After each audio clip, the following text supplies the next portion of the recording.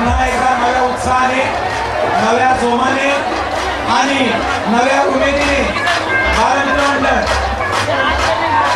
तरुण गोविंदा त्यांचं गेल्या कित्येक दिवसाची प्रॅक्टिस, मास्तरांचं मार्गदर्शन, शिट्टीचा आवाज, गतवर्षीचा अनुभव, बक्षिसाची रक्कम, या सगळ्याच गोष्टी आपण एकाच वेळेला विचारात घेतलेल्या आहेत। त्यामुळे संपूर्ण मंडळाची आणि मंडळाच्या विभागीय रहिवाशांची आपल्या सर्वांवर आता उमेद अवलंबून आहे।